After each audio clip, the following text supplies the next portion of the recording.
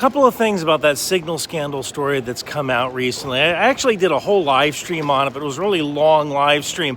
So I just wanted to give a couple of hot takes that maybe nobody else has thought of. So if you're new to the story, essentially some people in the Trump administration were having chats about classified information over Signal, which is a civilian messaging app that just goes on regular standard phones. And while the Signal app is encrypted end-to-end, that doesn't necessarily mean it's totally secure. For example, you can take a screenshot of the messages, and when it gets uploaded to iCloud, if your iCloud is compromised or someone has hacked your iCloud, now they have access to these selected Signal messages. And if you have an iPhone, you need to go to Siri and Apple Intelligence and turn off Learn from this app, because Apple Intelligence could record your conversations for AI processing later. But the real issue is that everybody who was in these conversations, with the exception of the journalist who leaked it, has access to secure communication facilities, but they chose to use Signal.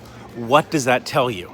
Well, it tells you that existing communications protocols are not keeping up with our way of life today. Now, normally when you're accessing classified information, you have to be in what's called a SCIF, Sensitive Compartmentalized Information Facility. If you read my novel, The Wind Machine, which is available on Amazon, the guy who owns the hedge fund has a SCIF in his office because he's afraid about spying. Now, SCIFs are actually pretty common. President Trump has one at Mar-a-Lago. You can turn a hotel room into a SCIF. You can turn a tent into a SCIF. But maybe we should think about turning your pocket into a SCIF. Most people want to do a good job at work, and they're going to use whatever tools available to do that good job. So why don't we make these people a tool which will allow them the convenience of a cell phone, but have government-grade encryption? Now, these tools do exist. Cryptol comes to mind, and President Obama had a Motorola A840. Now, don't get me wrong, what happened was careless and stupid and against any kind of policy that we have. And if this had happened to a private or even a lower-ranking officer, they would be nailed to the wall.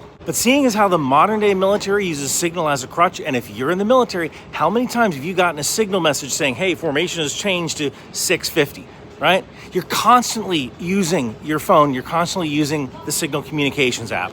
Maybe the real problem is there is no existing government communication system that is as easy as using your personal cell phone.